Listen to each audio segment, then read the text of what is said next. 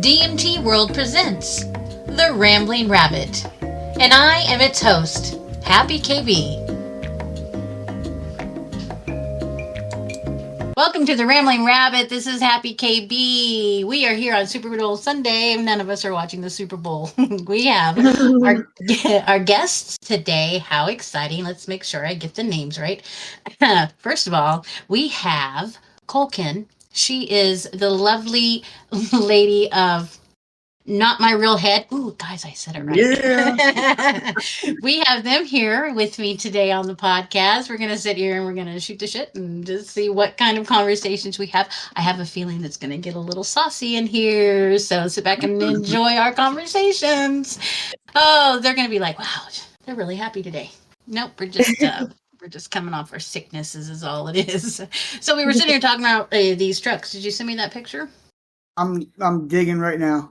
Okay, keep digging. So Sunday. It's been a Sunday afternoon. So even though you don't watch the Super Bowl, who do you think's going to win?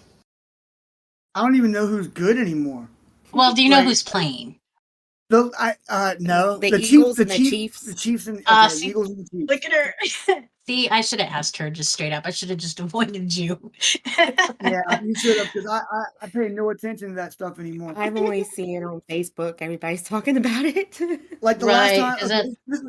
My NFL memory only goes back to after like 1997 or 98. That it kind of stops.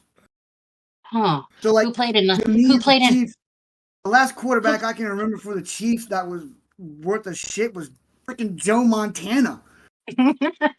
You know more than me. Yeah, dude. Like in my mind, the Chiefs are still terrible.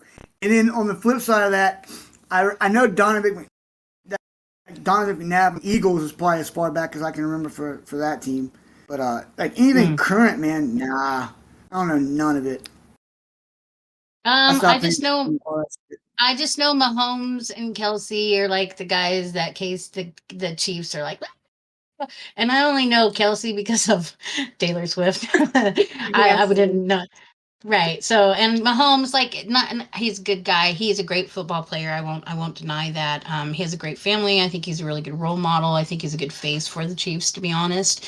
I don't ask me about Kelsey because I don't have very nice things to say about Kelsey, but I just don't, I'm not a big Chiefs fan anyways. So, but that's all I can tell you. The Eagles, I don't know much about the Eagles. I do know that Kelsey's brother played for the Eagles before he was no longer playing. That's all I can tell you, and I think that's why they put them back together, put the two teams together in the Super Bowl. Do you think it's rigged?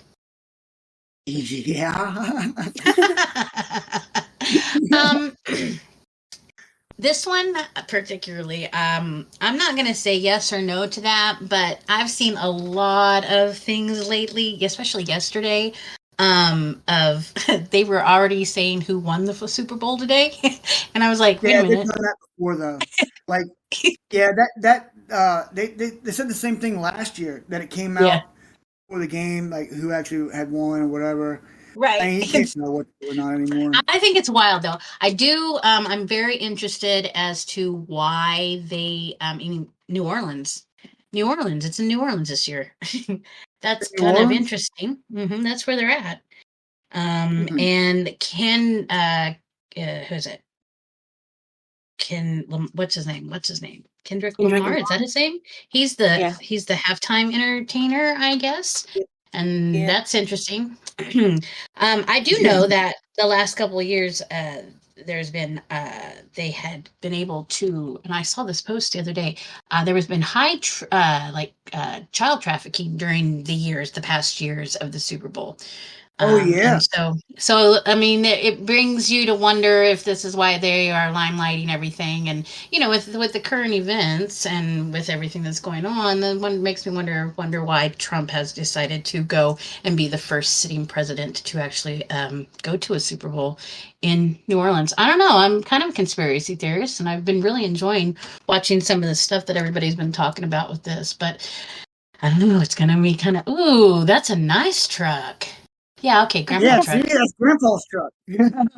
Yeah, it's almost what we in Kansas would consider a river truck. It just wouldn't have the extended cab on it. and it would be a Yeah. little bit older. But yeah, this is nice. This is about give it probably 10, this is probably 10 years. 10 years on what a river truck we would consider a river truck. But yeah, that's a nice grandpa truck. I'd ride that. I would drive that everywhere. That's a Yeah. 95. Yeah. Once I get the Kia fixed, the wife will be driving that one again. Yeah. That's nice. I like the color. Is it she's the cobalt? primary. Just dark blue. I don't know. It kind of looks like a Yeah, it's cobalt just a blue. dark blue color.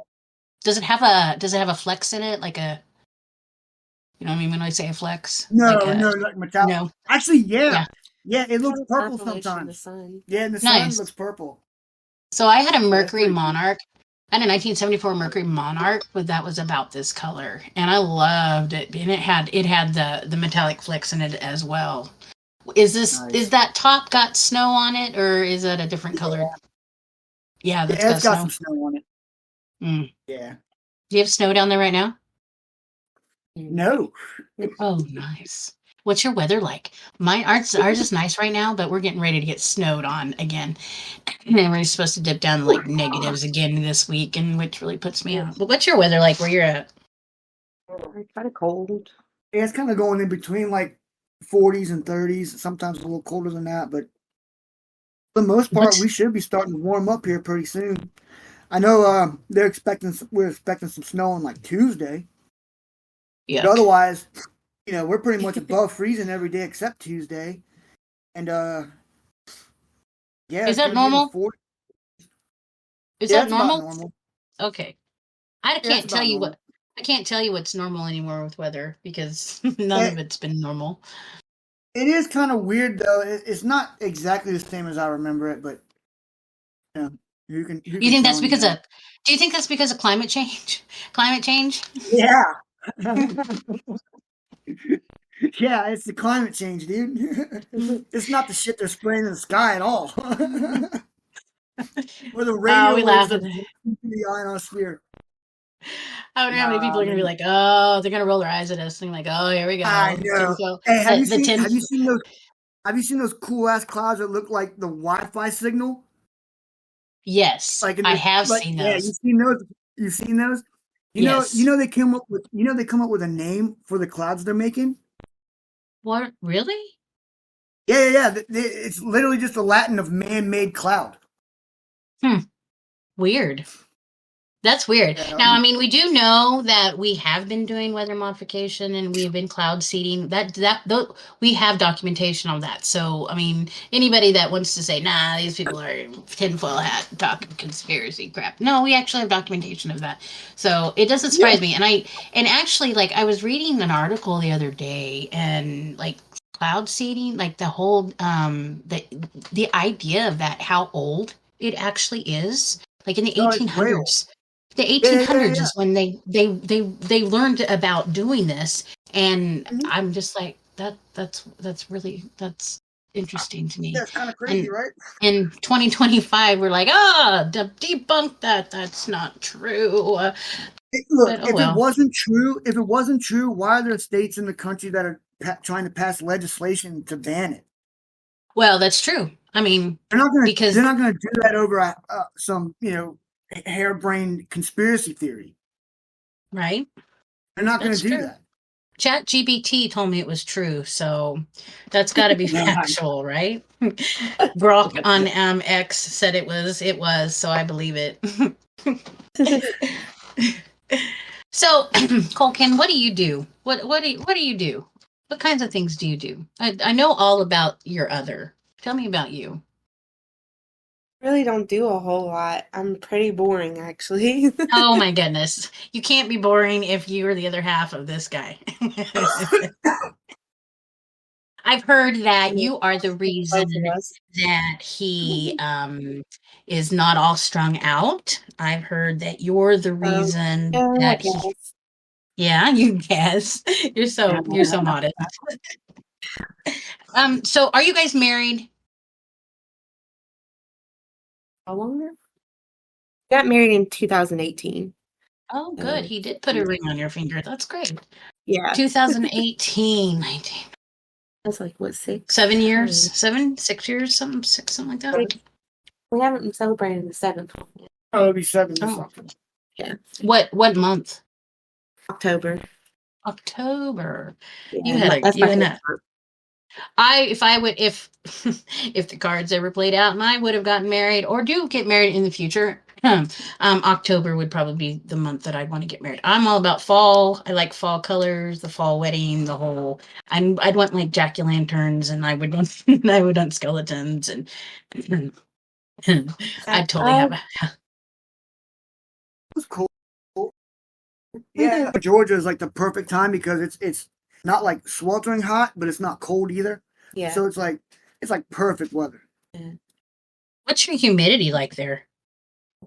In the summertime, it's fucking terrible. Yeah. I don't miss the summers in Georgia. I bet not. It's bad. It's aggressive. Like you're driving around in the car, going to the store. 10 minutes down the road, by the time you get there, the seat's wet, the shirt's wet. As soon as you walk out the door, you start sweating, and everything starts sticking to you. Like it's just That's a heck of a. That's a nice detox, though, isn't it? All that sweat. Yeah, it's like sauna. You can go mushroom hunting because of the humidity, right? Yeah, actually like the summertime's too hot. So like like when I was mushroom hunting in Georgia, it was usually in the wintertime. Oh, well, that makes sense. Mm-hmm. Interesting. I usually found more in the wintertime. That's also like the rainy season. In the wintertime? Yeah. See, I know nothing about my geography, so I did at one point in time, middle school when they taught it, but high school they did quit teaching us geography because that's when they started to not want us to know what was going on in the world, I think. So, So Georgia, you're not in Georgia currently, right? Are you in Georgia? Yeah, no, we live in Virginia now. Virginia. What's it like in Virginia? How different is it living in Virginia from Georgia? Vastly different. It's way different. Get all the seasons. At least here. like from where we live, like in Georgia, we lived in a really small town in Georgia. Yeah. And we live in a bigger city now. It's a pretty good size town. Yeah. I don't fucking like it. It is too big. I mean, it is too big. I like the country. When I was a kid growing up, like the town we live in now was like Hickville. So like I always kind of said like I would live there. It's close to the Shenandoah River. It's like in the valley. So, when I was a kid, I just really liked it. And we moved here because I had a buddy that lived here. And, it's so much different from what I remember, man. It's so crowded. This town was not built to manage this many people.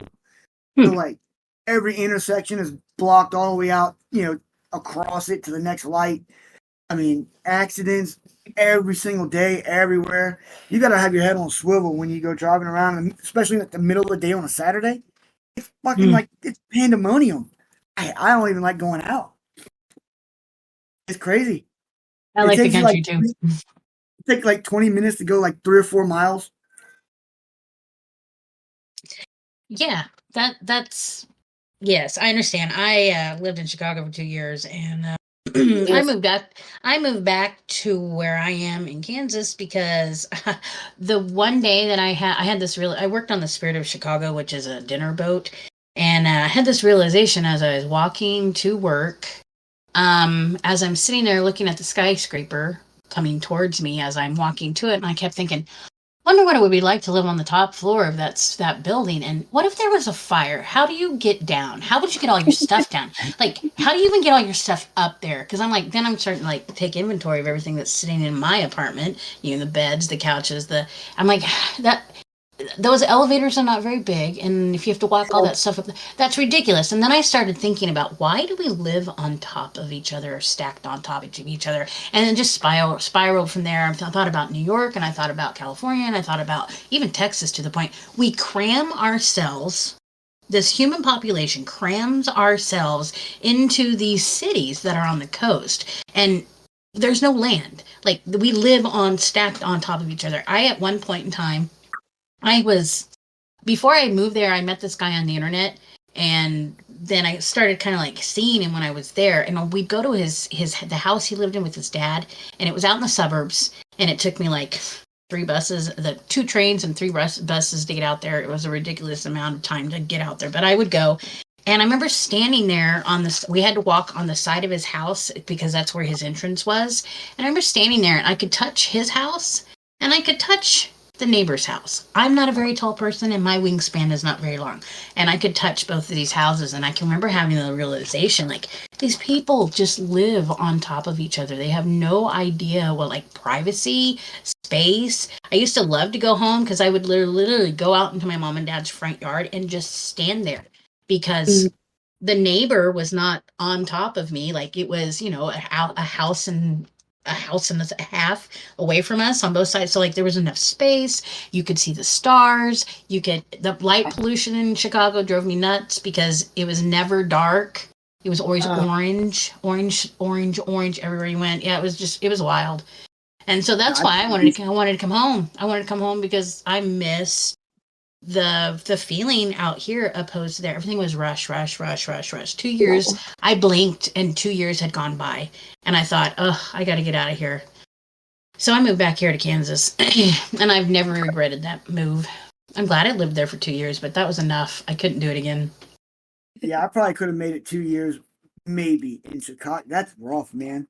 Just Drugs. imagining. It's like, I've been to DC a billion times, and Yeah. it can't be that much different. And DC is a nightmare. Yeah, I'm sure it is. Yeah, it really is. Drugs got me through Chicago. Lots of drugs. I won't lie on that one. We were servers. Actually, my roommate was a bartender and I was a server. And so like that's what we did. We worked, we partied, we did drugs, and next thing I know, 2 years went by and it was like, hey, it's time to go home. Actually, we came home also because the brownstone we lived in, the landlord, I don't know what had happened. He moved out. Not sure why. Well, no, I know why. He had they had foreclosed on the brownstone we lived in. The guy quit paying on his mortgage, so they just like decided they were going to foreclose on it. And he had been collecting our money, our rent, for like a year and 6 months. And never paying on his mortgage, never took care of it. And so finally it was like, oh shit, we either have to find another place to live in Chicago or we just need to go home. And I opted to come home. And it was, yeah, I was a little pissed. But yeah, whatever. He just, I don't know what, I want to know what that guy, the dude would live down, he was creepy anyways. And he had his brother who lived there. And I think his brother was kind of challenged. And then the guy moved out and just left his brother there. And his brother would be out wandering around in the neighborhood and would wander up and down the stairs. It was weird. It was a weird time. It just shows you how some people are just not very responsible or just don't care about people. Holy wild. Shit. Mm-hmm. It was wild. That's insane. Yeah.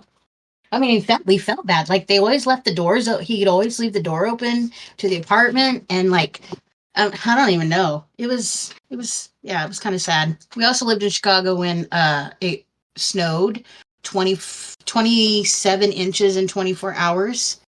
That was wild. They had to shut the whole city down, legitimately shut the city down. That kind of snow is not out of the realm here in Virginia either. Oh, I bet not. We've been known to get some serious blizzards, dump 3 or 4 feet.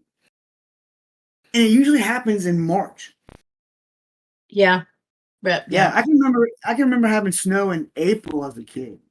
Yeah. We've had them here.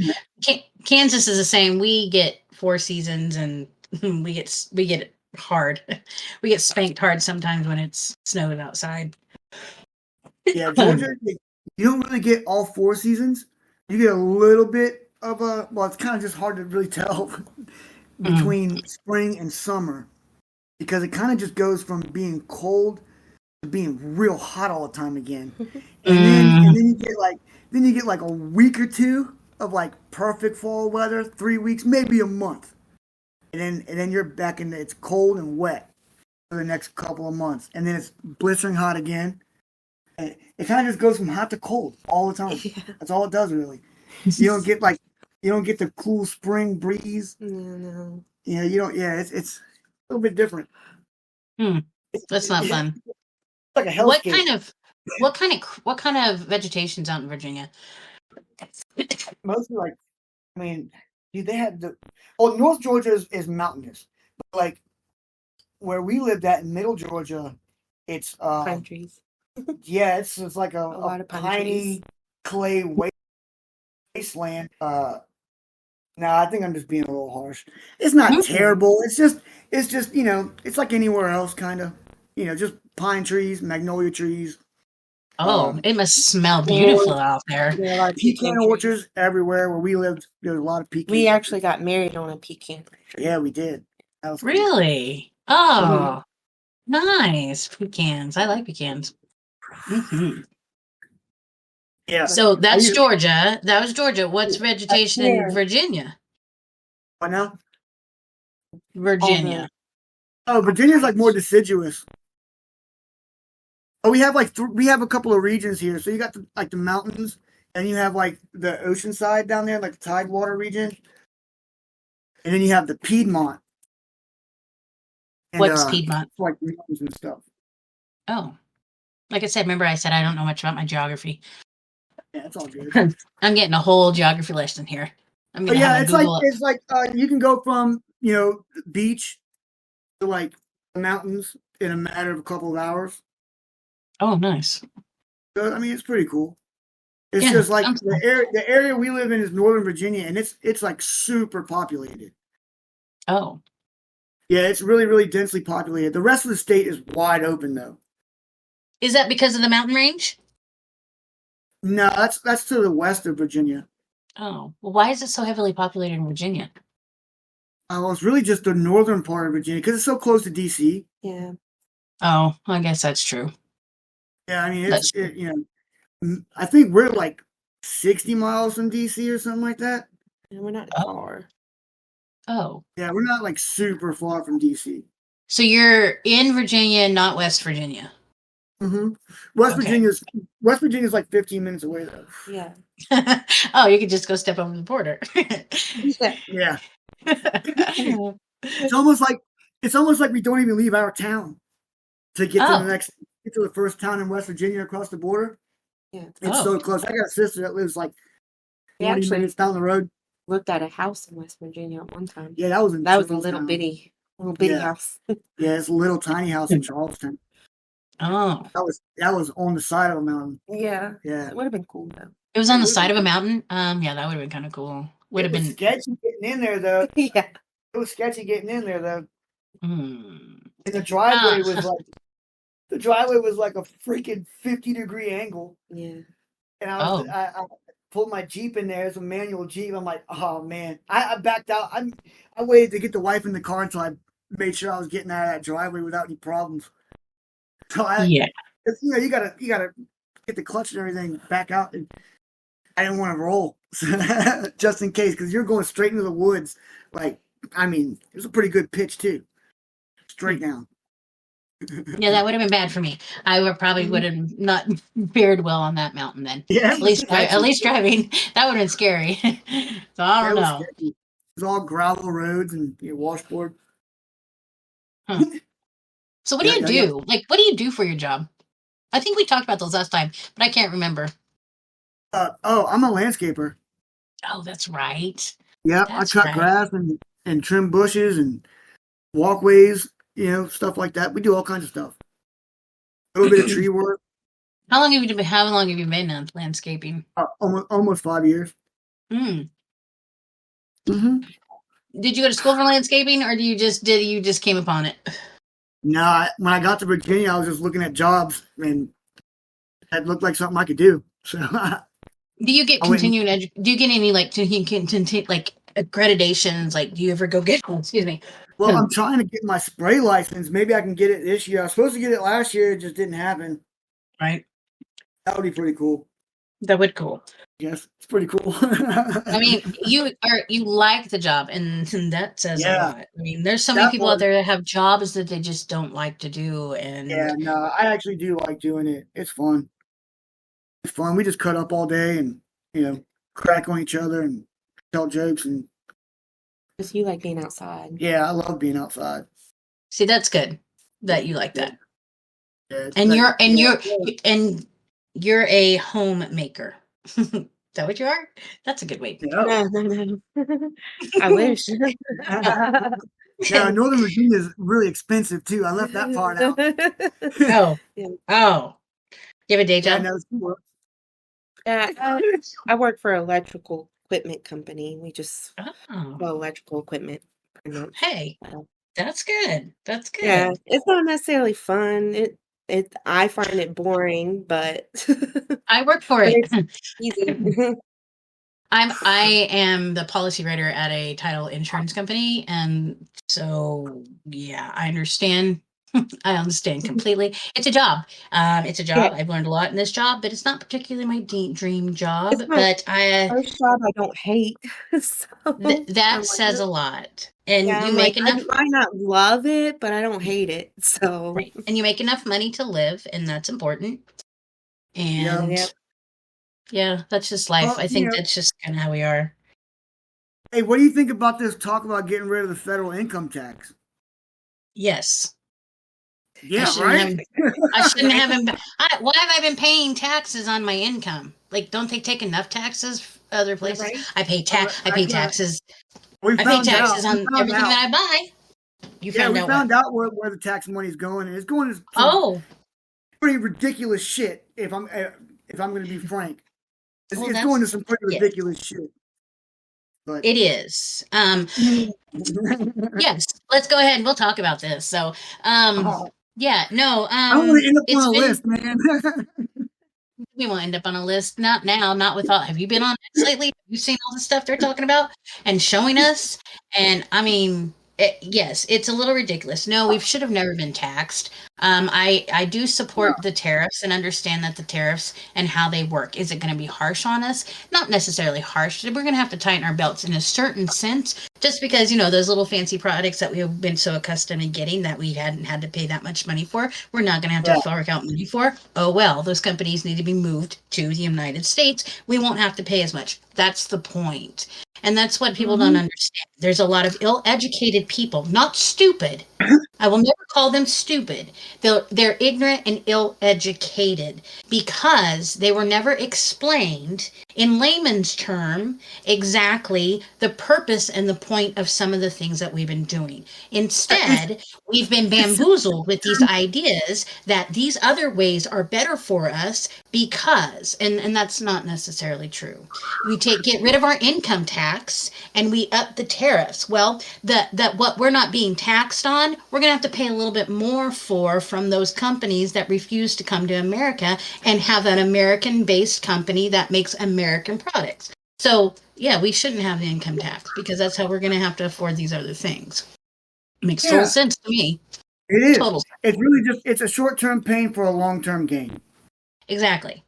That's Exactly. that's that's the long and the short of it, man. But you nailed it. That's Yeah. the right thing, man. And I like, am I'm not against free trade. I will never say that I'm a free. I think free trade should be necessary, but I also understand that we need to be taking care of the people and the everything that goes on here in America. I am not a globalist. I do not support yeah, the global whatever yeah, directive or whatever it is. I don't.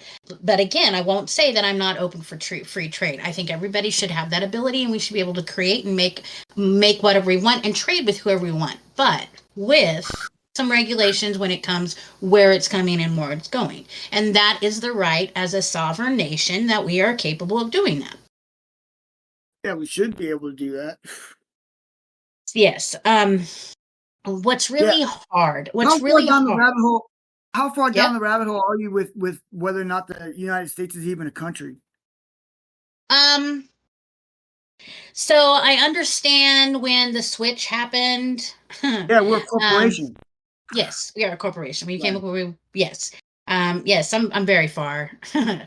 um, I understand and have done my own research back into when it happened. If Mhm. there are the signs, there are the symbols, there's all those things. If you looked at our president this year when he came in, if you look at our American flags on anything that he's been standing in front of when he's giving his speeches, none of them have a yellow fringe on them.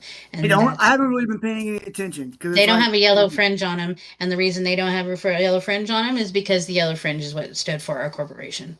Yes, the UCC. Yeah. Yes. So yes, one of his first times he came out and was giving this speech, that was one of the first things that I noticed was the yellow fringes off the flags. Which, have you noticed the eagle emblem is backwards too? Yes, because now we're in the time of war and not peace. Yep, yeah. I've seen those too.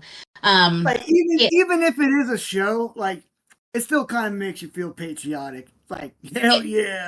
Well, here's the deal. And just for those people that are listening, if you don't agree with anything that we're saying, you just have to understand we are talking in conspiracies because we've been following conspiracies and nobody has to agree with anything that we say. It is entertaining because that is right now what's getting me through my stuff. So, but again, no, let's see. So this is we got 4 years coming up. Okay. So this is what's really funny about DMT World too. So, when we started DMT World was back in when Trump's first presidency, because everything started getting locked down on Facebook, and then that's when the community standards happened, and that's when they were trying to take control over Facebook, not Trump's administration, but the left and all that stuff with Zuckerberg. And so that's when the first time the community standards started happening. That's the first time that our Facebook group got taken down. The crazy thing is I wasn't even a part of that Facebook group yet. I didn't become a part of that Facebook group until they got it back up, and I had joined it. And that's when I found, when Soph and Words found me. And then that's when they were like, hey, we're going to do this thing called DMT World. It's going to be all around playing, blah, blah, blah, blah, blah, blah, blah. And the reason is no censorships, blah, blah, blah. And I'm like, okay, cool. So that happened way back then. During that time, that's when you remember when it got really, really, really crazy with like all the rabbit holes and all the people that started. That's when like Pizzagate started being a topic, and MK Ultra really became a really big thing again, like the knowledge of it, and like the psychonauts at that point in time were the ones that were like, we're gonna play some conspiracy. I had people in my groups that were dropping me in all kinds of rabbit hole groups, and like that's while and then a little bit goes, and here we go, and then all of a sudden we're in a pandemic. And we're all stuck in front of our freaking computers, and we're being force-fed by blue light. If anybody knows what blue light is on a computer and what it does to us, it has to do with mind control. You'd know that if you were part of this whole group. So, I mean, it was really weird. We all got, we got white-pilled, we got black-pilled, and then all of a sudden the red pilling started happening. Now, I'm a registered independent, because I do believe that I should have the choice to vote and decide on my own who I want to have up in charge of doing whatever. If you're a libertarian, I don't care. If you're a conservative, I don't care. If you're a Republican, I don't care. I might care if you're a Democrat. No, I won't care if you're a Democrat. I might care if you're a liberal, though. I mean, but the thing is I live in the world amongst liberals. And I understand it. I do not necessarily agree with some of it, but there's just some things I will agree with. And so that's why I'm an independent. I'm a registered independent, because I cannot align with the Republican Party in itself, because I think it's crazy. It has to be open more. And I honestly think we are segueing from what we know a Republican Party to be, because now we have more than just Republicans that are in our administration that are actually running the country and doing some atrocious things, according to other people, if you ask their opinion. But no, this is history. We're in history and it's making. And those of us have been on this crazy train since the first time Trump was in office. We knew this is where we were going to be ending up. Yeah. We knew what we were looking at, and we had time to prepare. The craziest to me is that some of these people that are starting to wake up, and I feel bad for some of them, because it's hard. It's a hard red, white, green, purple pill they're having to swallow. It's like it's like Goliath size, and they're mad about it. It's a horse pill. What? Yeah. It is a horse peel. It's like, and they're mad. They're mad. They're not mad that we've been getting ripped off all this time. They're not mad that we've been lied to. They're not mad that they didn't get an opportunity to actually vote in an actual Democratic candidate that actually could have done some good for their party. Instead, the Democratic candidate they could have had is now working on the Trump administration team. So, like, guys, why didn't you see this coming? And they're just mad. And I think they're more mad because they realized they didn't wake up soon enough. And I think that's the hardest thing for them to stomach.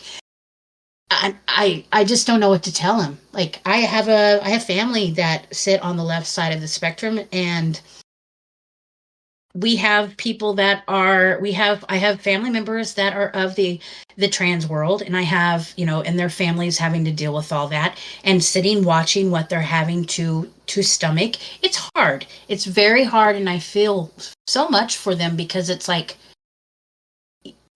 there's no words of comfort. There's nothing that can be said to them because what they're feeling from this. And that's the hardest part about watching this is the people that I am very close to that are having to wake up to reality in this harsh way, and trying to explain to them that nothing really has changed. Just how we're speaking is what's changed. Nobody has changed. Nobody has said this person is not valuable as a human being. Nobody has said, we're not taking your individual rights as a person away. We're not, but what we're doing is we're not letting the language get taken away from where it used to be. There's reasons why we need certain language. There's reasons why we do not need certain things in our government. And that's what they don't understand. This is talking in federal and governmental levels. This is not on an average day-to-day thing, but it does affect some of those things because it's part of the federal government. That's where things got messed up, and they don't understand. When your government starts changing words, and then the rest of the world's going to start changing as well. So where do we start? We start with our government, and that's exactly what they're doing. And to me, it's hard to watch them go through the madness. I already went through the madness. I can see it clearly now, but to watch other people have to go through it's really hard because it's not kind and gentle for them because they didn't wake up soon enough to it. What was your question? I can't even remember, dude. Shit. Yeah, no, I can't remember.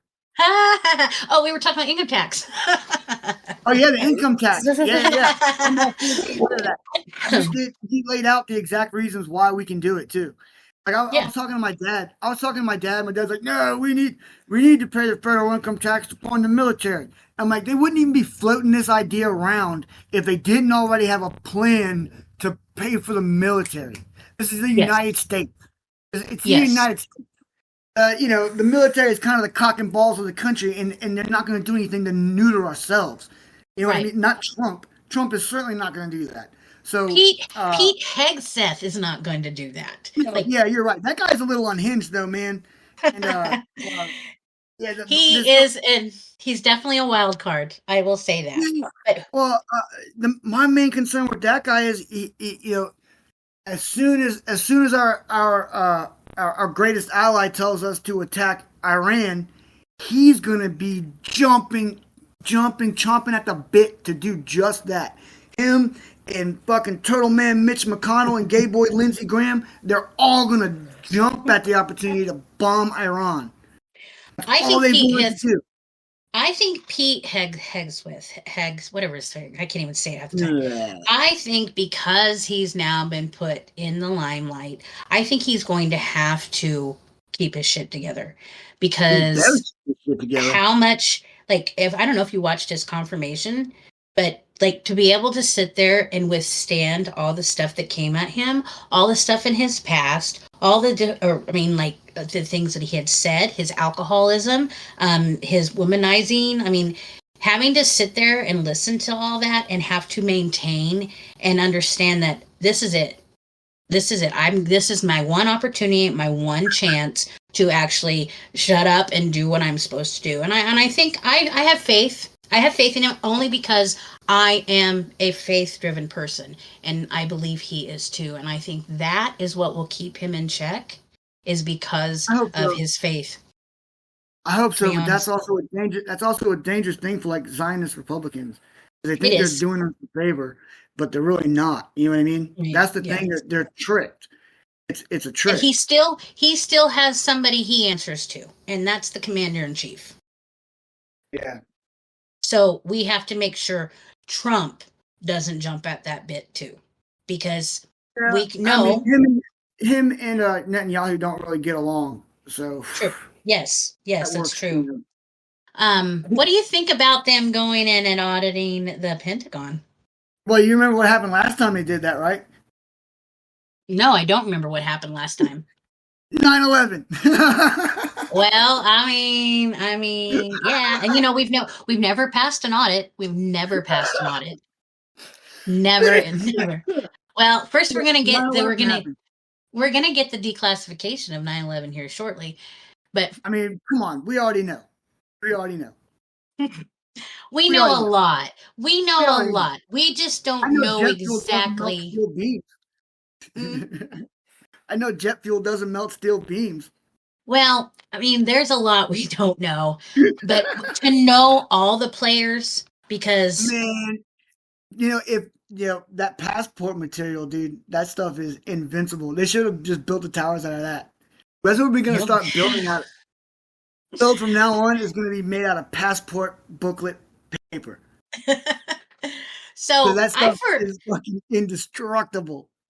right, just lays there in the middle of all the fire and just it Right? lasts. I mean, come on. It's just bizarre. I don't know. Perfect So sense. what's funny is, gosh, 9/11. My son is my son was 9 months old during 9/11, and I remember 9/11. I worked at a bar, and I worked the morning shift. And I remember we used to sleep in the front room for some. We did a lot of drugs, and so we would just crash in the front room. And my son had his little bed thing that was in the front room too, so he'd just crash in the front room with him. We'd have a good time. I remember waking up to my roommate, and where he has the TV on, and he's like, "KB, KB, KB, KB." I'm like, "Dude, why do I have to go to work? Let me sleep." He's like, "No, wake up." And I'm like, "What's going on?" And he's like, "Look at the TV." And I remember looking at the TV, and I remember seeing the second airplane, seeing a plane. It was now I know it's the second airplane. I saw an airplane flying, and it hit something, and I'm like, "Dude, what movie are you watching?" And he's like, That's "This is exactly live." what I said. He's like, "It's live, KB." And I'm like, "Wait, what? What are we looking at?" He's like, "This is in New York City, this Twin Towers." And I just remember, I mean, I just remember that snippet of vision. And I remember getting up, and I'm like, "What the hell?" And I had to go to work. And I worked at this bar that had, we had this place where the patrons would sit. It was called Bitch Island. And it's where all your vets would sit. And I remember thinking, "Oh fuck, I gotta go into work, and I gotta sit there, and I've gotta listen to all these guys." And so I opened the bar. I was not gonna turn the news on. Sure enough, our first guy comes in. Turn that TV on. Turn that news on. I'm like, okay. So I turn it on, and next thing I know, like, my whole bar is full of these veterans, and they're like they're on their Harleys. They've got their motorcycle jackets on. And I can remember the conversations that were going on at Bitch Island, and they were like, "Well, we can just get our Harleys, and and they were all like, we could just go, and we could just go blow them up." I mean, it was wild. They were ready to go and attack everybody they thought did this to the Twin Towers. And it was like crazy. I never thought much about it. Okay. The time, everything that went on, it was so emotional. There was so much going on. And it was one of those impactful moments. It wasn't until my daughter, gosh, let's see, she'll be 21 in October.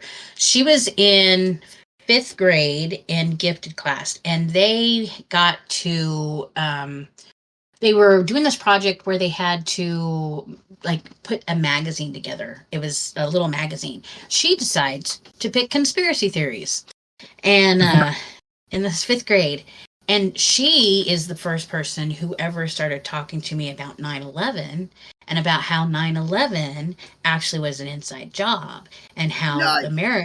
Yes, my kid, when she was in 5th grade, is the one telling me about this. She did this whole magazine, like the first part of it, over 9/11, and found all of these things that like alluded to the fact that this wasn't done the way that we thought it was, and it was so crazy. Hang on just a Oh moment, yeah. okay? Oh yeah, and a rocket. When a plane didn't even hit the Pentagon, it was a rocket. Outbreak of tuberculosis in Is the in country. Johnson County, Kansas. Yeah. Really, how far away is that from you guys? 20 minutes. 20 minutes? Oh shit, Yep. man. Yep. Damn. Yep. People are like, why is there TB? Well, there's a high immigration population that came in through Yeah. that way. I mean, and that's it. People will tell you. I mean, people will be like, but that's not why. No, that's why. We have That it is probably active. We have more measles outbreaks. We have tuberculosis. We have oh things we shit, have not. measles? We have things that are coming into America that we haven't seen for a while because, well, we do vaccinate because most of us are not anti-vaxxers. We just didn't want to get the COVID vaccination. Um, so, but when you have a mass migration of people coming from all the different countries and they are not being vetted and they are not getting the vaccinations before they come in like they're supposed to, of course we're going to have Yep. high amounts of these things coming in. And then we do Yep. have communities that have people that don't get vaccinated. We have a high homeless population that they don't get their vaccinations. Like, I mean, it's not rocket science. I mean, it's common sense if you know anything about how viruses and vaccines and things like that work. But it's like Yep. people are stupid and they want to just be like, no, it has nothing to do with the fact that we have had this mass migration come in. You guys people just hate illegal people. It's just racist. Yeah. Right, and it's tiresome. It's a tiresome conversation. I hear it over and over and over again, and it's like it's ignorance. The ignorance I can't deal with. I'll sit and have a conversation with somebody any day as long as they're willing to have a comprehensive conversation and not sit there and say things like, it's because you're racist, it's because you are homophobic, it's because you're it's not true. It's because we know more facts than other people do. That's all it comes First down of all, I'm to. not scared of gay people. Like that to me is like some gaslighting shit. Like you're not gonna call me scared just because I don't agree with it. You know what I mean? Like I'm not scared. I'm not scared of gay people at all. So I'm not homophobic. I just don't agree with it. And But that's your right. That's your privilege. Like yeah. that's your But, like, prerogative. I don't about the immigration thing. I don't understand why we're being treated like the only country on the planet that deports people who come in illegally. Yeah. It's not true at all. Even Mexico deports, like if an American citizen and they happen to be Mexican goes to Mexico illegally, they're going to deport them. It's anywhere. Yes, it's Anywhere. everywhere. It's everywhere. Every country in the civilized world does that. Yes. But we're being treated like garbage because we're trying to do it. And by the way, we haven't even touched Obama's numbers. So I know. yeah. I was looking at those statistics the other day. Like he had he a put up some massive. numbers. Yeah. Yeah, he put up some numbers. Like all-star fucking numbers, dude. That's all-star shit. 3 million people or more? That's a lot. That's a lot. But also when he went in to become our president though, like what they stood for was a little bit more like what we stand for now, and everybody, man. and then they just flipped. They flipped when I don't know. The whole damn thing is just crazy to me. I don't understand it. What do you think? What do you think is? Where do you think this is headed now? So we're doing the dismantling of these, things like the USAID, and the Department of Education, and what do you think? Because we don't have the map. Well, they say we do, Project 2025, but whatever. We don't have the map of what happens after we audit the shit out of everything that has to do with the government. What do you think is going to happen next? If you had to guess. Dude, I really don't know. The only thing I can think of is it's going to go back to the way that it used to be, like World War II-ish. maybe something like that. Because the school, the Department of Education is fairly new. Most of this stuff that they're going into and going after is Right. all pretty new stuff. It's modern. I think we're going to have like a little bit of our own little reset. Right? We've left the freaking IMF. Right? We're out of the central bank. We're going back to the treasury system. That's a big step. And that also gets me hopeful that we're going to finally get rid of that federal income tax, because it's an illegal tax, it's voluntary, right? But it ends up at the end of the day it's extortion, because they compel you to volunteer by threat of imprisonment. So that's not really Right. It's not really voluntary if you're going to imprison not me really because I don't voluntary. play it. And You know, how's it voluntary if they take it out of my paycheck and I don't even get to say if they get to take it out or not? That's not voluntary. yeah, that's not voluntary. It's because they're strong arming the people who we work for to make sure that they are taking it out, because if they don't, then they're not going to get the federal things that they need for that. Yeah, it's a racket. It's always been a racket. It absolutely is a racket. It was only to pay for like World War One and Two, like Yeah. war bonds, between the war bonds and the income tax. Like I think those wars are paid for. You know what I mean? I think it's just it's been so long. It's a generational thing now. Like nobody questions it, and you're kind of like a crazy guy if you start talking about it and you like start pointing out, well, there is no law saying that I have to pay this thing, and you can look it up yourself. There's no law written down anywhere. It's a voluntary thing. You go into any of the reasons why, you're like, oh, it's all outdated. None of that's true. Blah blah blah blah blah. It ends up being true, and it is true, and that's why they're trying to put legislation through to end that shit. I think we're all getting a massive government and history lesson. Yeah. I think that, and I think that's amazing. I love history. I've always loved history. My dad's brother, who was his twin, was a history teacher. He was also a theater teacher. But I love the fact, I like that we're getting to dig into some of the historical stuff that we weren't either taught or we were taught. But once you're taught in high school about some of this stuff, you touch on it once and then you move on. And unless you are somebody who wants to go further on in history, you just don't know. You don't. I think it's great. Right. And we know, especially within the last, 10 years, that we're trying to get rid of our history. I mean, the dismantling of statues alone is the first step. We know that. Yep. Orwell told us that.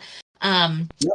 So we were trying to erase it and we're trying to replace it. And then our digital comes in. Well, it's easier with digital to go in and change things and make things less accurate. When you have a Wikipedia that you can actually go in and you can go and change the stuff on it, come on, what is actually happening? I love books. I love actual books. One, because I like substantial things in my hands. It's kind of like all the CDs. I have every CD I've ever owned in my entire life. I have every tape I've ever owned in my entire life. I like to hold on to things substantially. I like books. And one of the reasons I like books is because it's really hard to go and alter a book unless you alter it and reprint it again. The computer's not like that. They do that with Behold a Pale Horse. Yes, they did. I think my copy's missing like 64 pages. Yes. I talked to, I think it was that Maddie, that one guy, the last guy I did my pod. He has a copy that has all the original stuff in it, and I was like, nice. Make a copy of it for me, please. I'm gonna read it. Yeah. Because the copy that I have too is missing that chunk that's in it. But again, yes, digital. Now you can go in and you can take old stuff that's been copied into our computer systems, all the archive stuff. And with the programs we have now, we can actually go and we can digitally alter that stuff too. So I'm always afraid when people are like, okay, we can just go straight to digital and we can get rid of all of our hard copies of blah, blah, blah, blah, blah. And I'm just like, don't get rid of your hard copies. Don't do that. I don't know. It's weird. And then there's always the ultra convenient Google search. I hate Google. Don't tell Google that, but I hate Google. I have an Android. Of course, everything's Google on Android, but I hate Google. Just kidding, Google. We love you. We love you, haha, wink, wink. I use Brave. I use the. Wait, Google's behind me, isn't it?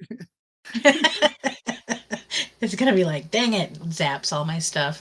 I use Brave. I use the search engine Brave for Yeah, I mean, everything. I do use Google because I am a creature of convenience.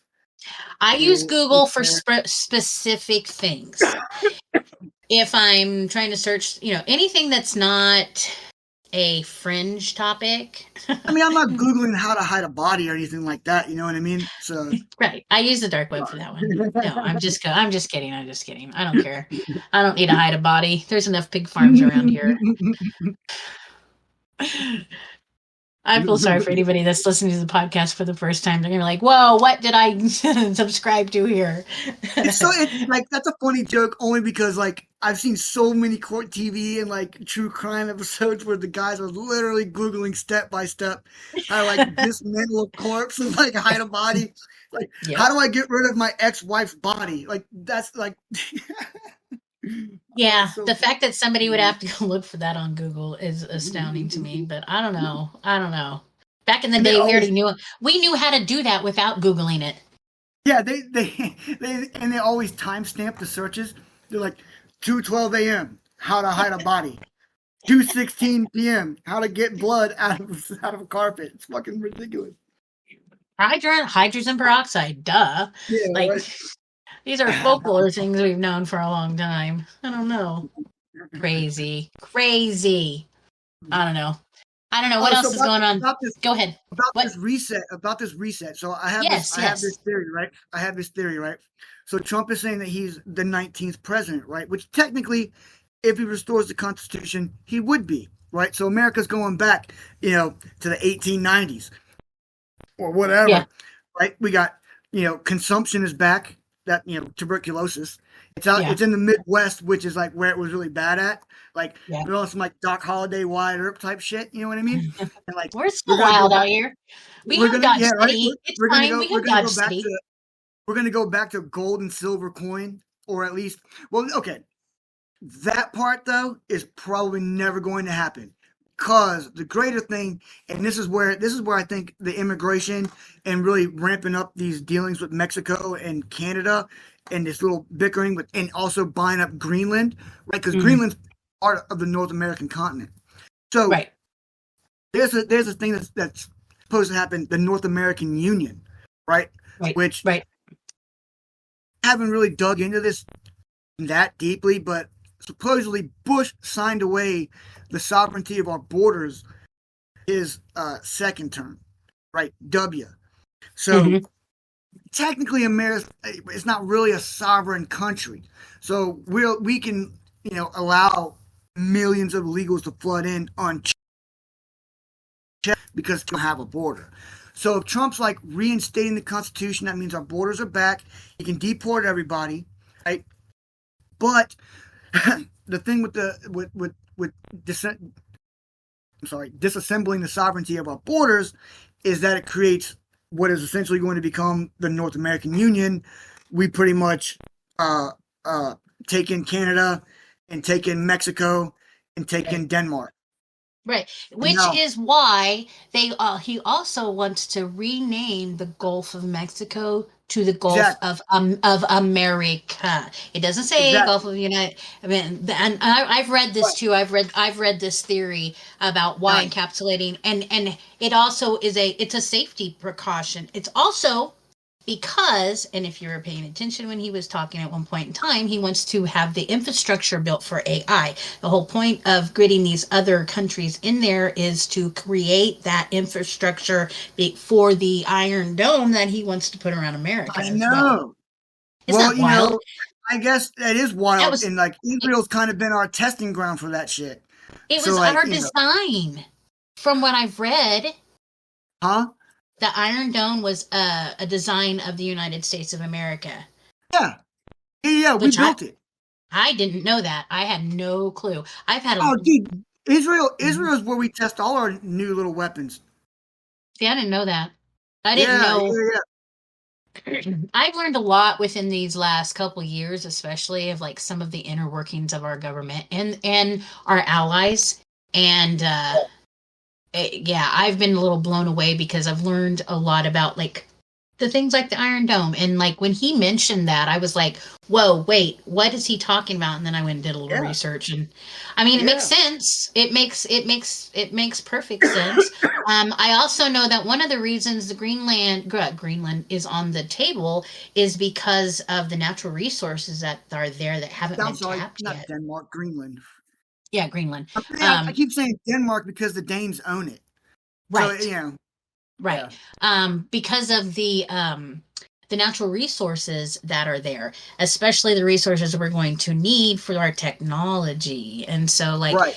I've been watching that, but the Danes were like, well, if Greenland wants to become a part of a territory of the United States, it's completely up to them. So I don't know. Oh, really? That's Yeah. fat. Yeah, that was one of the last things that I read. I think it's fascinating. I'm very intrigued to see all this. This is what this is what I'm really impressed with. Okay, so Trump had 4 years to learn. Well, he didn't even learn. He came in with ideas, got just the hell just beaten out of him in his first 4 terms. He then had 4 years to sit back and watch and plan. And now he Yeah. has 4 years to put everything and execute his whole plan. I was talking to somebody and they're like, why is everything just happening so quick? I said, that's purposeful. That's Oh, purposeful yeah. because it's called rapid fire executive orders, because he doesn't want to give any time to anybody, especially on the Nope. left, any time to sit and You're an be able. idiot. That's why judges are like trying to be activists and come out and are trying to stop stuff because it's all Their happening heads are so spinning. quickly. Their And heads are spinning. that's the same with his cabinet picks. He purposely went in and picked this person and this person, and the ones that stuck are the ones that he wanted. The other ones were just to kind of cause chaos. Matt Gates, that was purposeful because Matt Gates was never going to get that position. They knew that No, from going man, he in. couldn't. Like you were saying about Hegseth, like Gates couldn't stand up to one sex scandal. Right. Yeah, are you really an American politician? I don't think you got what it takes. You know what I mean? You And they can't did that stand on up to purpose. one. Yeah. Yeah, of course I it think was. I Of think they course were it was. like, okay, we're gonna put you in, and you're gonna run interference for a minute while we Yeah, start getting our other pieces in play. I really think yeah, that of was a course, tactic that they did. of So course. it's Hey, you want interesting to hear how some? You want to much. hear some really wild shit? Yeah. The whole system that Doge operates in, Obama created for the Obamacare website. Yes, I read It's something it's about that the other day. air fucking tight. They can't do anything about it. The lawyers are looking in, they can't do anything about it. It's all airtight. All the laws were already passed. All the funding's already there. All he did is repurpose the program. Yeah, that's what's wild. Also, the whole Yeah. Doge thing, it cracks me up because first of all, have you been seeing about big balls? Have you been reading any about that? The guys they No. call big balls. Okay, No. so there's a couple of the guys that are on the Doge team. One of the guys, he resigned, and they're trying to get him back on the team. But he had some nefarious things that he said. They're like 19, 20-year-old guys. Okay, Okay. and one of the guys had some things that he said in on like Twitter and some different stuff. And it's funny, he used to go by the name Big Balls. And if you watch some of the legacy media when they're talking about this guy, they're actually having to call him Big Balls. And every time they That's talk about funny. him, they're like Big Balls. And it's so funny because it's like, oh my gosh, like the trolling that is occurring. But what's That's fun hilarious. is to know that the Doge team is not just these people or these people. And like the people that are in the treasury right now, the treasury, it's people who work in the treasury that Oh are yeah. working with the Doge team. And it's Oh it's yeah, for funny sure. because the misconceptions as they get out onto the internet and like stir and drive these people crazy, it's not really how they're perceiving it to be. It's actually quite simple how it's all happening, but it's wild. And then to watch Elon Musk on X like post how he's posting, I'm like, he's causing so much of a tizzy anyways, because Yeah. he's just over in his autistic world going blah blah blah, and Yeah. everybody's melting down. But I think he's shouldering the verbal abuse purposely because he can. Because he Yeah, he can. probably doesn't give a shit. Yeah, I mean, I he's don't think got he more does. money than yeah, he's got more money than you could ever want to have. That's I when people mean, are like, "Oh my gosh, Elon Musk has all your data and all your information, your social security." I'm like, who doesn't? oh, "Well, that's just it. Who doesn't? I would rather Elon Musk and the Doge team have it than the Democrat Party that had it there for a Yeah, while. Like, it's not that big of a deal. In fact, they can't go in and do. They can. It like how people perceive this is driving me nuts. It's like sit back, let this happen, let them come out. They're gonna tell us everything that they're doing. yeah. So I Well, don't at know. least they're supposed to. Yeah, they are supposed Oh, to. about the Treasury before I totally forget about it. Okay, so when the North American Union happens, right, we have to have a currency that's going to really unite the three places, right? So it's going Okay. to be the Amera. We can probably go back to silver and gold, but I don't know. I don't know where our gold even is. So that's part of that. But anyway, we're gonna have something that, and we have to compete against the brick system, because the brick system is probably going to really hurt the dollar, like on the global market. Because pretty much everything is sold with dollar bills. Yeah. So if if you decrease the oil market, oil is going to go nuts in this country. That was another thing about the Gulf of America. Like, Biden made it illegal to drill in the Gulf of Mexico. So if you call it the Gulf of America, there's no laws against that. So we can go in there and start, pumping out oil again. But So I don't know as much about the BRICS stuff. Do you? What do you? What? How, can you tell me about what the BRICS?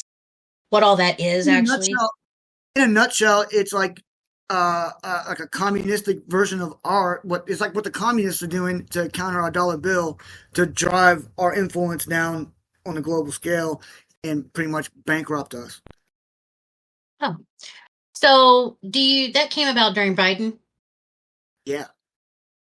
and that. So do Yeah. you It's like think it will? Russia, India, China, Iran, pretty much all our biggest competitors.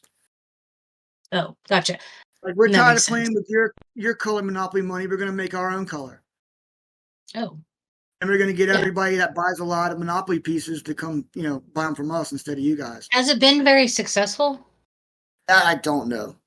I mean, Because here's my question. So this is just now I'm going to talk tinfoil hat to you. I think that things like that went into play because, well, we know because of Biden. But I also wonder if things were put into play to happen that way. And then once Trump got back into the presidency, that we would see those things become disassembled and they would no longer be in use because we will get back to where we're going to be. Because like he says, this is the golden age of America. And so if it happens the way that he has it in his brain, there will be no need for the BRICS anymore because it will completely disvalue the whole thing and it'll have to be dissolved. That's how I view it. right. Hmm. Yeah. Because I honestly believe these 4 years that Trump sat at Mar-a-Lago waiting during the Biden administration, I think that there were meetings that were happening with people, with leaders, because he at that point in time he was just a regular common citizen like the rest of us. Yeah. And the people he had working for him were the same way, so they could go and they could have all kinds of meetings and all kinds of things. And I honestly believe that there is some things that got put into the works, or at least got ready to be put in the works. And I think some of the key players are some of our country heads. Here's my theory on some of our mass immigration. So we know during this time that we'll take Argentina for a fact. Argentina, who was hugely social, big time, money, no money, they were just, that was bad. And then their current person, I can't even say his name, became in charge and totally has changed their economics and are doing wonderful things. They've cleaned up the economic part of it. Their country is becoming back to fruitful and money's flowing and things are happening. There's one. Number two, Venezuela.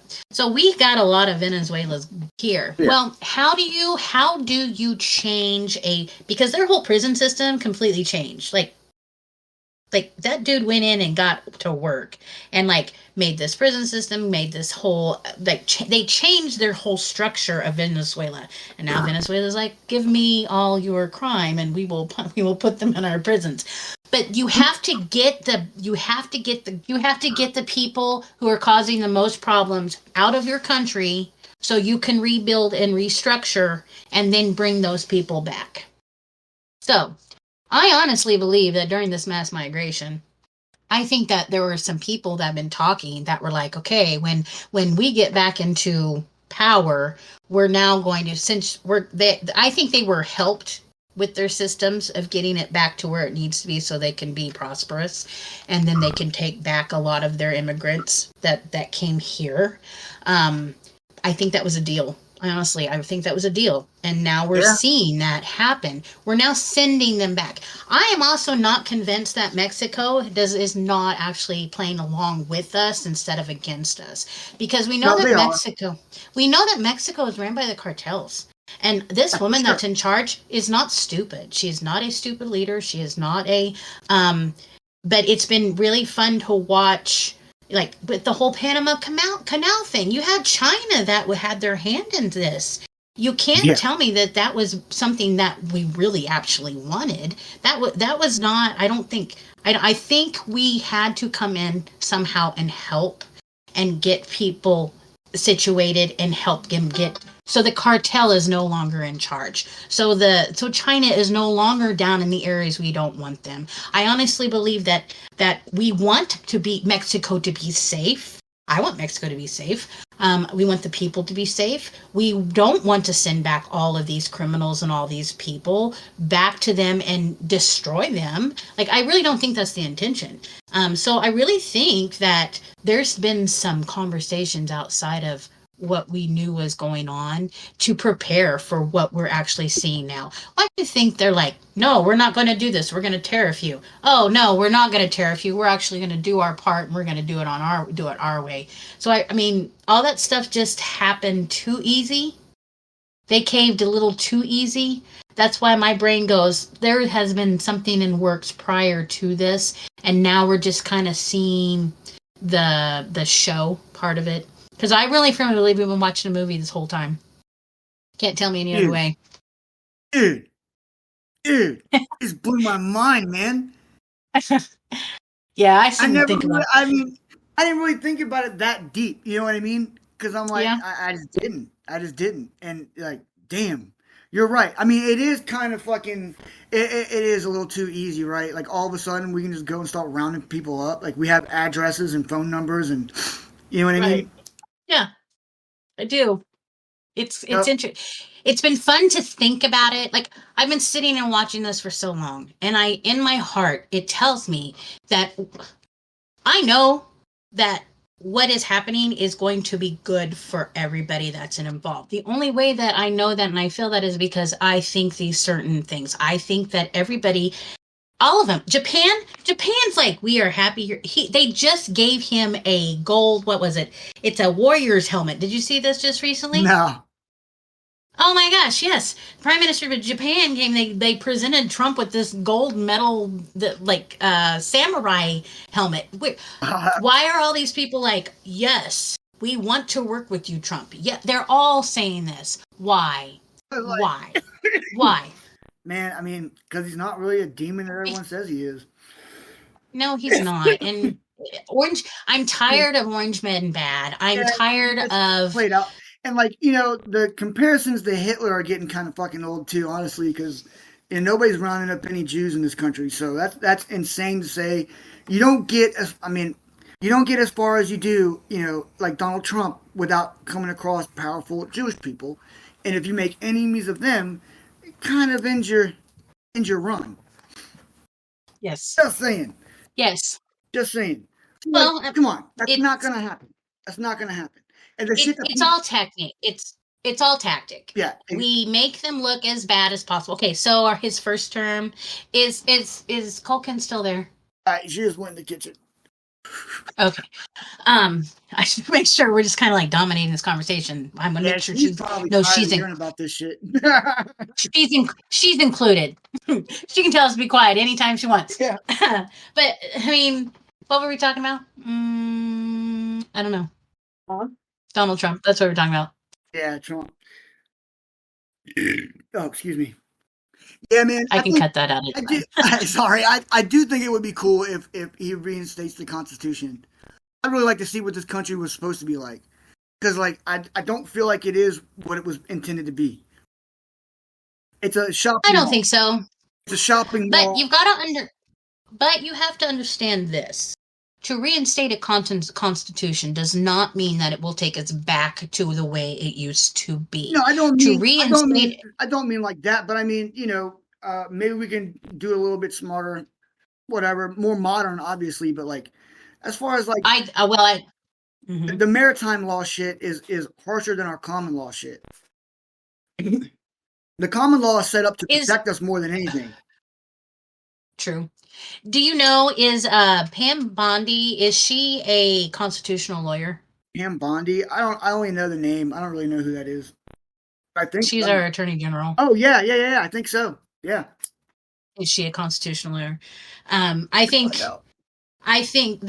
all that stuff will be interesting once they are done doing this auditing, because that's all this Doge stuff is a big audit, and we're not explaining it that way. We're explaining, oh, we got rid of, oh, they got rid of, oh, we got rid of. Now, I do think that, well, people that are like, oh, we got rid of this and we can't believe this. We need this to save people. Oh, this is going to be bad for the farm aid. Oh, this is going to be, and it's like, we've put things on hold. Yeah, no, she's not a constitutional lawyer. What kind of lawyer is she? Does it say? Second. I can't, let me get the Wikipedia. Doesn't say, just American attorney, lobbyist, and politician. And she's something else though. She's she's going to go right after them all, too. I just wish people would settle down a little bit and understand that as they're going through and they're seeing where we're wasting things, that some of the stuff that's is being put on hold doesn't mean that it's going to be indefinitely put on hold. They're just going to go back and they're going to reevaluate where funds actually should be allocated to. Mm-hmm. But that's not what's been being reported on. And I think that's what makes me the most mad with some of these journalists is the language that we choose to use when we're talking about this stuff. I mean, every headline that I read, it's inflammatory language, and it's purposely used to purposely get people riled up and fear. Exactly. These poor people on my Facebook are in such fear because of the things that they're reading. And I'm like, that's so disingenuous, because what is actually happening is a big fat audit. Everything's going to be put on hold for a little bit until we can figure out what's actually going on and who actually is ripping us off and who deserves to have money and who doesn't. Like, the amount of money that is going out to other countries, it's ridiculous. It is crazy. It's ridiculous. And for the reason too, it's not even like infrastructure or like, it's not for anything really like important. Like, what did we send $70,000 to Ireland for a drag queen opera or some shit? Like 1 however million billion for a comic book in Argentina? Like, what? Why? I'm sure. Well, and that's just it. Why couldn't? I mean, at least have the decency to lie. Like, say, man, we sent them 1.3 billion because they got some shitty roads. We just want to help them out, get a couple lines painted, maybe some poles put up, and get them electricity in the mountains. You know what I mean? But no, it's for a comic book. That's what I believe. This is what I believe. I believe everything had good intentions when it first began. I think when we set up the USAID, AID, or whatever it's called, not aid, it's international development. That's it. I think everything started with a good intention, and it may have started with something like infrastructure. We're going to go over and we're going to help build XYZ. Okay, so we're sending money to do that. Well, we also need this. Okay, so years and years, it just has gotten put on every year. We're still sending this money out to these things. Oh, we're going to add something else. Oh, we're going to add something else. Nobody ever went back and audited, though. Right. And that's where the problem is. See, This is like where Trump... It's like one of those end of the year office budget things where like, oh, do we need a new chair? That one's a little squeaky. Just say we got a new chair and we'll get that same money that we got last year. I got you. You know, when I heard that somebody was like, have always been in a national debt. We've had this national debt. We had this where did we rack up all this debt from? Like, where did it come from? And the fact that we never could bring it down, it just kept going up. No, and we have brought it down, and it's been down in my lifetime and your lifetime. Clinton had it like near zero. Well, did he? Or was that what was reported? I mean, because if you look at how much money that has been going out, essentially the only debt that he had brought down was what? We don't actually know. Yeah. Who balanced that book out? So, I mean, we don't really know. So all this money, just years and years. Speaking of old Billy, did you see the leaked Epstein court documents? It's official. Like they made it's true shit. It's not conspiracy theory. The most prolific. Have they come out? Last week. Oh. Yeah, the most prolific pedophile on Epstein's entire list. Well, that doesn't surprise anybody, really, does it? I mean, Monica Lewinsky, there was a reason she was a big scandal when she was. She was covering up a lot. Come on. I don't know. It's been interesting. What, he's been there for 10 days? Now, here's my next question. Tell me what you think about Kennedy. Kennedy's all right, man. I don't have a problem with Kennedy. Was a hero, honestly, to me, considering like the things that I found out that he was trying to do. He's a real American. Yeah. So he is a supporter of psychedelics. Yep. Oh, I thought you meant JFK. My bad. Robert Kennedy. No, we're talking about. Yes, we're talking about. He's a supporter of psychedelic use. In fact, he was one that at one point in time, I can't remember. He's one of the reasons. During Trump's first administration is when the right to experimental drug use, or not drug use, therapies, was when that was passed. Yeah. Okay, that was during Trump.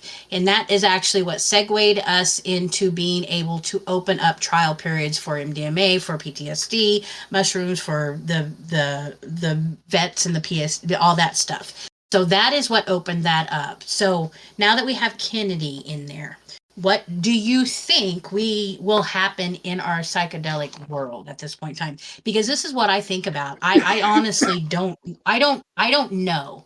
I've always been one that I just don't know how I feel about the psychedelics going into the mainstream medical anyways, even though we know it. I'm a supporter of the PTSD trials with the vets and all those different things, but the corporation part of psychedelics and all that stuff that we see, the mass marketing, the jumping into the mainstream, then you get, the seriousness of psychedelics, I think, gets less serious the further we go into that part of it. So what do you think with Kennedy now being the Maha leader and what's going to happen with our psychedelic movement? Not the movement, but with psychedelics, period. Do you have any thoughts on that? Think about the rest of the country. If there would be some serious pushback to really even get it into the mainstream, like on a level like that, I don't think that will happen for a long time, if it does at all, honestly. Now, in medical, like I'm talking as far as like recreational, they're gonna just legalize it across the board, legalize all psychedelics. Nah, yeah, that's not gonna happen. I don't know if I really want psychedelics legalized across the board. Yeah, I don't either. Then like decriminalized. Okay, Yes. I'll. I want my That's individual fair. right. That's all I want. That's fair. You know what I mean? I Yeah. think that's fair. Legalization and then legalization, because the next step after that is obviously commercialization. Nobody's gonna let that go to waste. You know what I mean? There's money to be made. You know, it's either gonna form a black market anyway, which we already have, or it's gonna come out in the light. But either way, it's gonna contaminate it. I think. Yes. I think so too. Yeah, it's gonna. Do you think that we've moved cannabis down to a schedule, what is it, a schedule 2? Is it a schedule 2? Is that what it moved down to? Only a schedule 2? I don't know. It's moved down. We're not at a 1 anymore. Maybe it's 3. What is it where it can be? I think it's maybe down to a 3. I don't know. I just know that in federal, that's where we've moved that. And has it completely moved yet? I don't even know. Well, I'm gonna look it up. I'm ready for just the legalization of marijuana across the board federally. I'm ready. I think we should be there already. Yeah. That's because I also sit in a state where nothing Google is is saying so. it's still a Schedule 1. Okay, so then it's on track to be moved to a Schedule 3, I think. See, earlier this year, it would move from a Schedule 1 to a Schedule 3. Yeah. I feel like I did know that.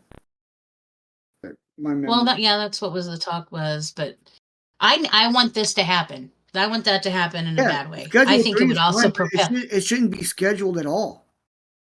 I agree with that. Like, is alcohol Schedule 3? No.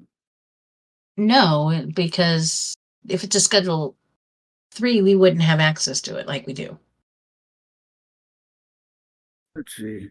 Get on your Google and ask that. Go ask your AI bot. Yeah, it can't be. Yeah, it can't be. What do you think, Colekin? What? Cannabis. Cannabis. I don't know. That's okay. You don't have to know. I just wanted to make sure you're there. Okay, good. Everybody, she is still with us. Yeah, she's still here. She's hanging in there. She doesn't really smoke that much. From time to time, she'll take a couple bong hits here or there, but she's not really. My son's girlfriend's the same way. Yeah, she's not a big smoker. She'll smoke occasionally here and there. Because I'm like, how do you live with my son if you're not a pot smoker? And she's like, I'll do it occasionally, but yeah, that's cool. With my me. other kid, a lot of weed. I bet so. Yeah. I bet so. I don't know. I want my individual rights. Yeah. I want the right to say, I want the right to consume. I want the right to possess. I want the right to make the decision on my quantity, how much I want to take, when, who, where, what, and why. That's what I really want the most. I think that's the number one most important is the individual rights to substances and to consume them, to own them, to possess them, to make the decisions for them. And then I think decriminalization is the next thing that should happen. As for legalization, I'm not real big on legalization just because I know with legalization comes deregulation. Oh yeah, for sure. And so then that makes a movement into more regulating. Yep. Because if you deregulate it, if you take it down to legalization, make it legal, then they get to tell us how much at that point in time. Then they get to dictate. Right. So just give me my rights to it. The rest is for the birds. I don't care. Yeah. I don't care. Now, where we go from there, I don't know. I like the way that I like not being so commercialized. I like being, this is what I like about DMT World. I like the fact that people come there because, well, you want to learn how to make it. You want to learn we'll do that. We'll teach you how to do that. I think everybody should have to learn how to. What is that? Oh, it's a ferret. Oh, it's a girl. Okay, bye. I think we should all learn and teach each other how to grow mushrooms, how to extract, how to do everything that possibly can, because people need to stop spending the money that they're spending on things that people are charging. I had a guy the other day who decided to get in my DMs and was like, hey, I'm looking for XYZ, and I asked him exactly how much he's being charged for his X, Y, and Z. This dude was paying $250 for a gram of DMT. Jesus Christ. That's insane. That's insane. But the reason he was being charged this is because he knew no different. Right. He didn't know he could go and do it himself. He didn't know that just that amount of money would get him like what? A half kilo of bark, and then therefore he could go and do it himself and have way more than I've never made it myself. I've watched videos about it, but like I came across the process like when I was looking up how to grow mushrooms.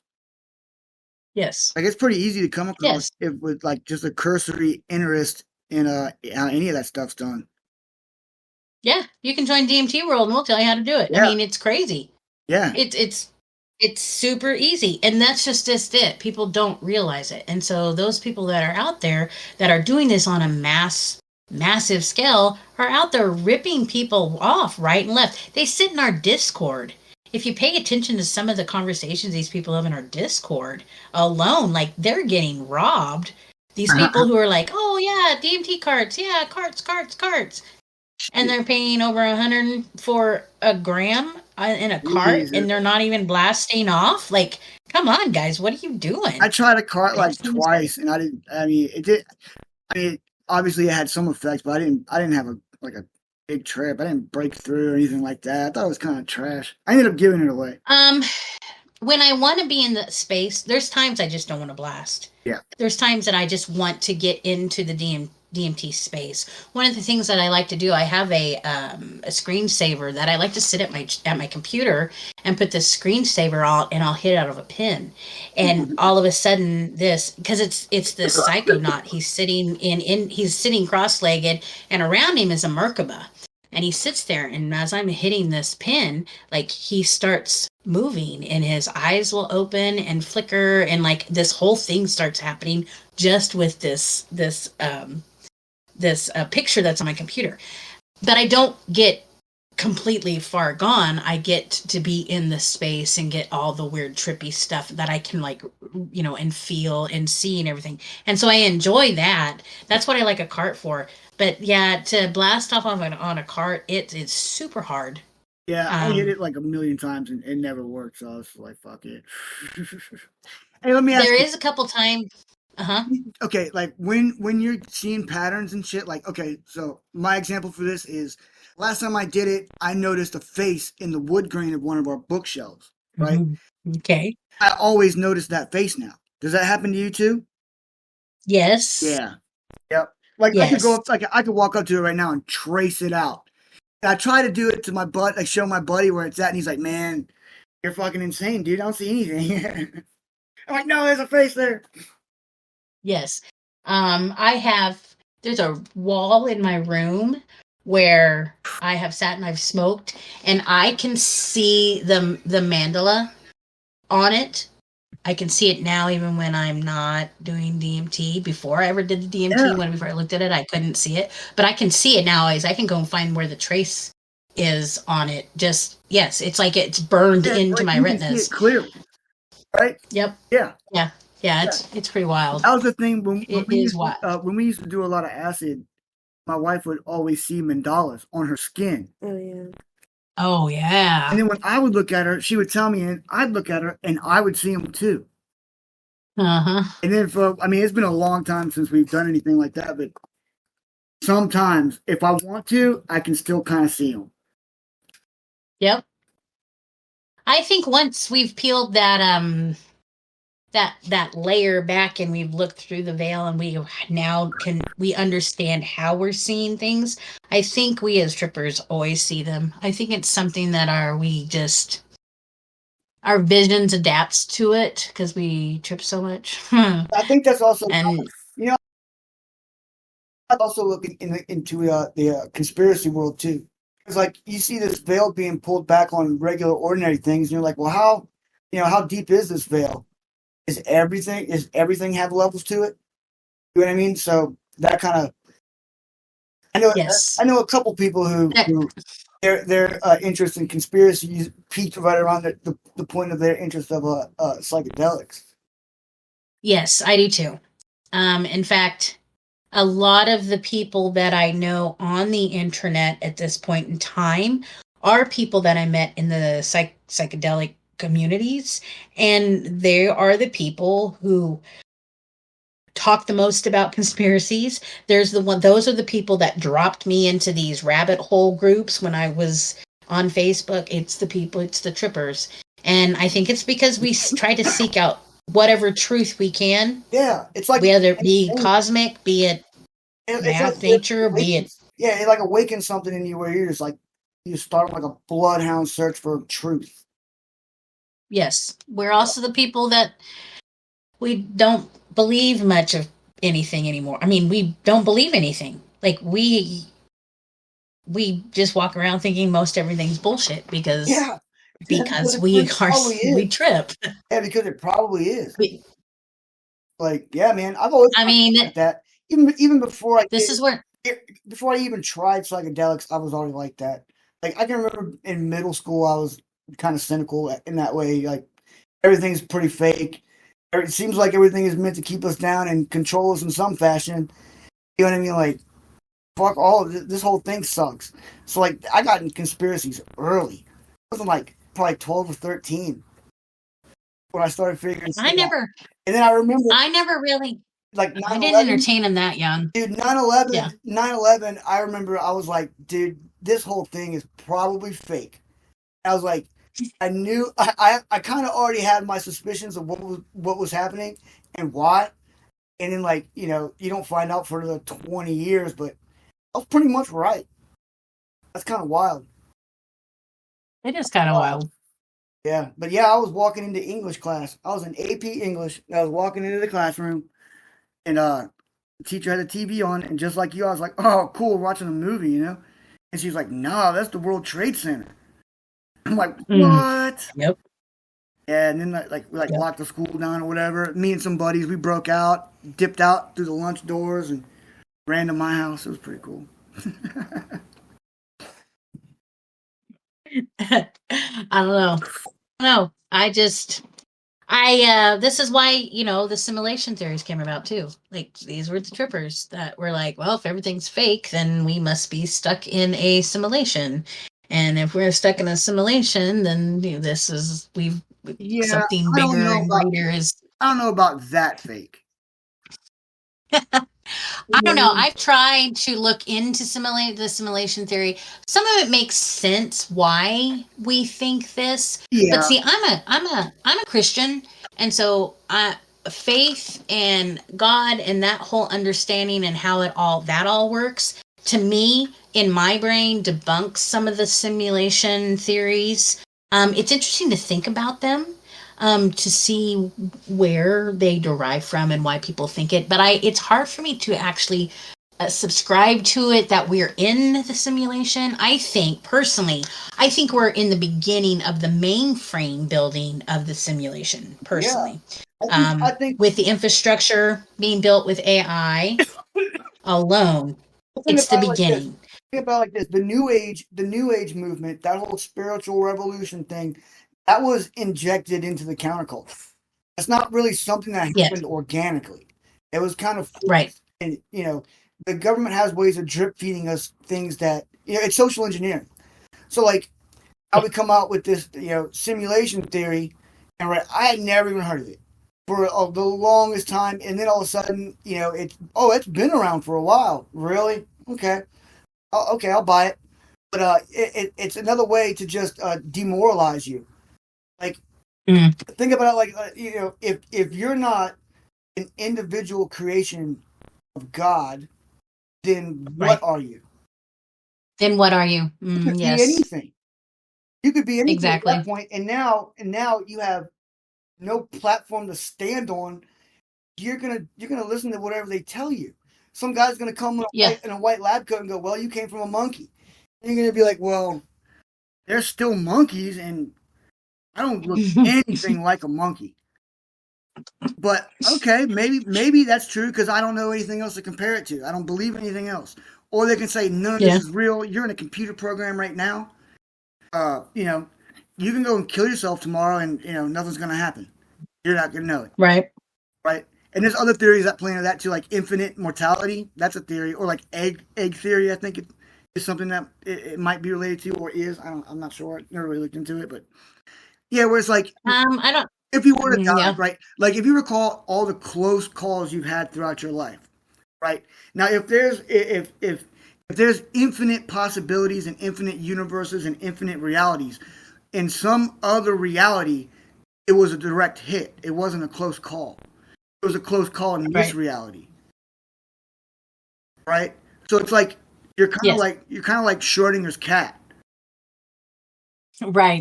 That's infinite mortality. You're always alive somewhere. Yes. So that That's too big for my brain to think about. I have it's not an obsession, it's issue actually. I have this time issue. Like sometimes I get stuck in a loop, even when I'm sober, of my brain starts going into tomorrow. Time is always going. I've never it's always going forward. I've never, everything is just it's always spinning forward, and I get into these loops. This is why I started crocheting, because I got to the point where I started getting, all I could think about was there's no resting time. I'm always constantly moving forward. I don't stop. I don't get to be in just right here, right now, always. Time is always moving. This is why I started crocheting, because when I started crocheting, what I was able to do is I could actually see what I was doing during this time that kept continuously moving forward. And it actually is able to stop the looping sensation that my brain goes into. Because after a while, when I'm stuck in this loop of time that's constantly happening, that I'm rushing towards for whatever reason, it would I'd basically go into an anxiety attack. And so crocheting has kind of helped me deal with the time issue that I have. I'm not sure why I even told you that, but whatever. That's a little tidbit about KB. This is why I crochet, to help these loops in my brain. Yeah, that's. It's also why I trip. Think about it. Like most days are pretty much the same. Like there's like little events that separate one day from the next, but like say I'm doing the same thing tomorrow that I did Friday. I'm doing it at a different place. But I'm essentially going to be doing the same exact thing I did Friday, which is the same exact thing I did Thursday, which is only slightly different from the thing I did Wednesday. And the thing I did Wednesday, I do all the time too. Yep. Right. So yeah, I can see how you can get caught in a loop, because it's just crazy. Yeah, it is like a snowball effect. Yeah, and it does. It spins me into an anxiety attack, which I hate. It's also why I like to trip, though, especially on acid, because that long time that trip, I don't experience any of that looping sensation or anxiety. I'm able to move outside of it and like look at the bigger picture without the time constraints on me.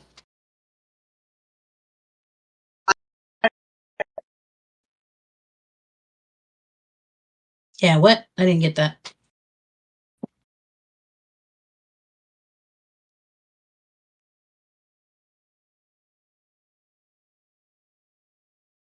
Yeah, I don't have anything.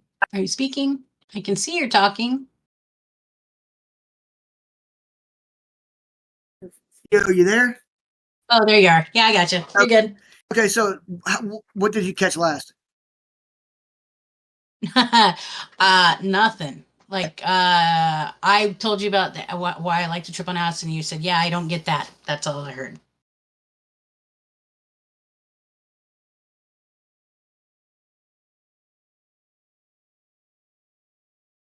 Are you having an internet issue? How it could like be us? I don't know. Okay, you're good. Okay, I but but I haven't done acid in almost 2 years, right? And one of the reasons I stopped, yeah, right. I used to fucking trip a lot. Well, one of the reasons I stopped is because I would like essentially black out. I would have really, really strong hallucinations, and every time I tripped out like that, I was at work. So I would Ooh. start talking about work. And my wife is having a conversation with me. I leave reality and now I'm back at work and start talking about mulch jobs. That's still in the Molly.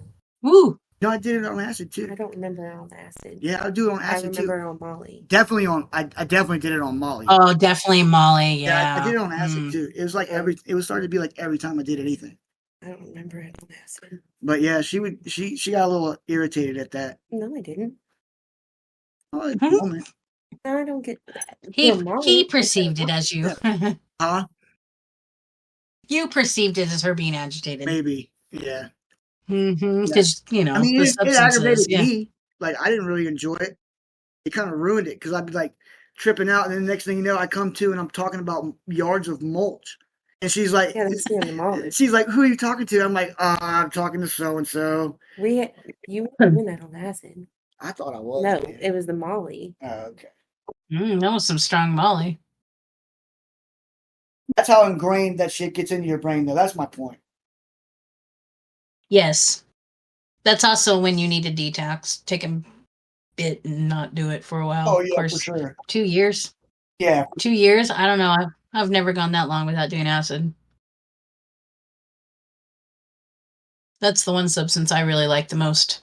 I love it. Yeah, I love it too. Don't get me wrong. It's my favorite. It is by far my It's my favorite. Yeah, it's by far my favorite. Like, yeah, I don't even really mine miss too. it. Like these days, man, I'm just smoking weed, growing my plants and, going to work and stuff like that. But I'm trying to take a break from all that kind of stuff. When I moved back in with my mom and dad to help care for them, I slowed way down too on doing the psychedelics. Of course, downstairs tripping on my mom and dad upstairs, and they don't know what's going on. Sometimes it's kind of a thing, but it's been a nice break away from all the stuff. Now, just like I'm like you, just kind of I'm growing my cactus. I've got some shrooms growing. I've got just doing those types of things. Waiting for legalization happening in Kansas, which I'm gonna be dead before it happens. But whatever. It'll happen. It'll happen. What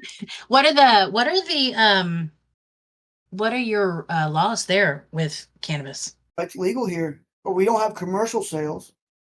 But You just have just medical. Well, it's recreational too. Oh. It's legal, but here's the catch: like, you can't buy it and you can't sell it. But you can have it. You can have it. Can you grow it? Yes, you can grow 4 plants. Technically, you're allowed to have 4 mature plants. So mature to me means flower. That's a mature plant, right? So to me, that means you can have, you can have 4 in veg, you can have 4 in late stage veg, you can have 4 like moderate sized seedlings, and then you can have 4 seeds planted. You know what I mean? Yeah. Yeah. The stages, yeah. Yeah. Yeah. Sure. If you're, so there's only 4 mature plants at the end of the day. So there's no dispos? There is, but those are medical. Like you gotta, but it's really easy to get a card. Well, see, yeah, I know that. Yeah, it's really easy. If I lived an hour west, we'd have a medical card too. In fact, I wish my kid did live in Missouri because he is a candidate because since he's had his seizures, he is a viable candidate for the medical marijuana card, and we live in Kansas, and well, we know what Kansas laws are, so it sucks, but whatever. Yeah, that sucks. You're into cactus? He smoked. Huh? You're into cactus? I didn't know that. Oh, yeah. That's cool. I have 3 San Pedros that I'm growing. And then my dad, he's got 2 of his barrel cactuses that he likes to grow. They grow for him too. Like, really? They're huge and they pup out all the time for him. Really? Of course, all the plants that my dad grows upstairs, accidentally, he sits and sings to them, and he waters them and talks to them, and they just grow. Sing to it, babe. she picked out a golden barrel 2 years ago. Yeah. And I swear that thing has not grown. Really? But it's not dead. Well, it's just maybe you need to sing to it. Yeah, the barrel cactuses that we have actually were my grandparents. Oh, no. It was really strange. Ever since we were kids, I can remember going visiting grandma and grandpa, and they always had these cactus in their Oh, window, and they were ones that they picked up when they would go. My granddad was World War II vet, the tank battalion, and so they would go to his tank battalion reunions, and they would always pick up stuff. And when they went over to Arizona, they picked up some cactus and nice. brought them back. Well, they had them forever, and so when they both passed, all the kids got a cactus. Nice. And then, so everybody in the Bartlett family has a cactus that was grandma and grandpa's that have been around for ever. And they do. My dad's just grows. My aunt and uncles, they decorate theirs for Christmas, and she's got 3 of them now, and they pup out too. Oh yeah, like they just. But yeah, my dad has these things grow. The whole reason my cactuses have grown is because my dad sits over there and takes care of them. Oh, So nice. I'm like, do your thing. Yeah, do your thing. I'll go buy you some more. Nice. And he's like, I don't know what it is. Like they just like to listen to you sing, I guess. Yeah, they can hear. They pick up, I believe it. yeah, they pick up on stuff like that. They can hear you. Vibration. Yeah, for sure. Yep. The wife finally has some plants that are doing good. Yeah. She's historically a plant killer, but she's got some. That's all right. She's got some in her office now, and they're doing Oh, good. nice. Yeah, I got her. I want I got her a jade crashula, a variegated crashula, and I killed both of the ones that I kept at the house, and I was half expecting the one that she took to work to be the one that died. That's why I kept 2 of them. Right. I killed both of them, dude. Like, Oh, I'm actually halfway decent with them. Like, I don't kill too many things, and hers is doing good. It's kicking ass. good job. Good job. I'm proud of you. Keep growing those plants.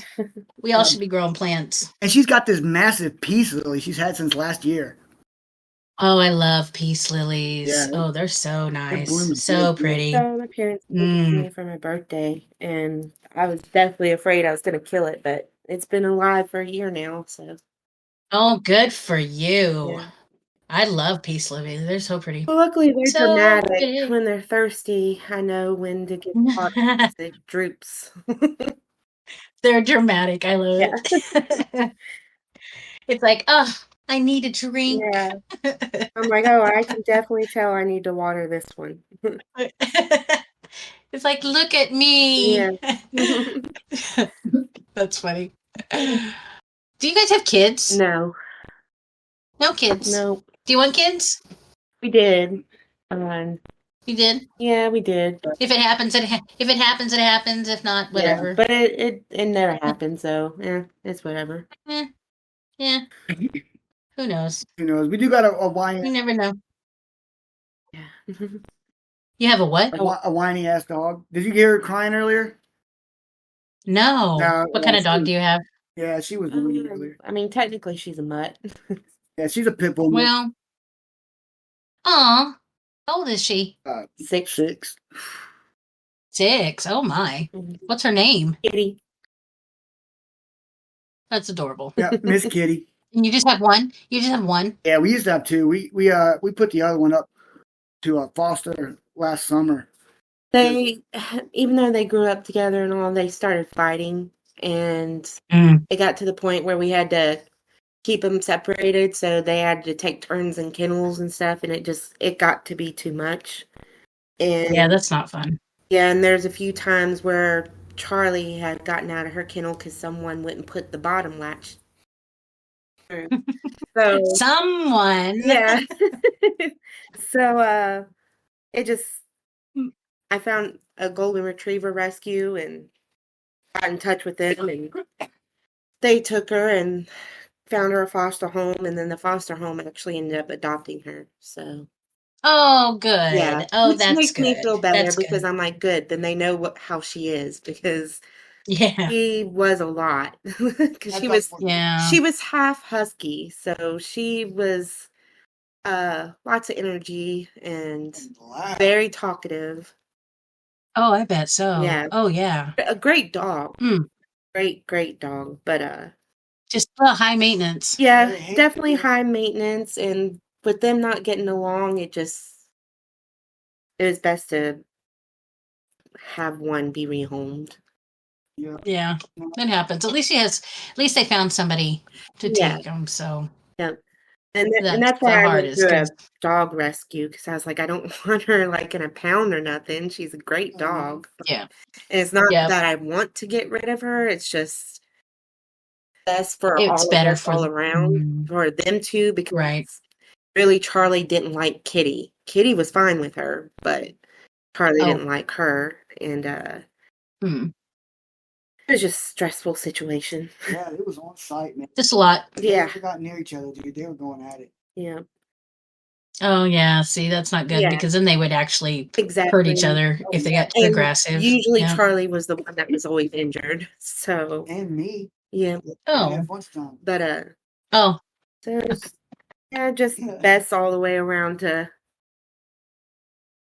figure out. Separate them. Yeah.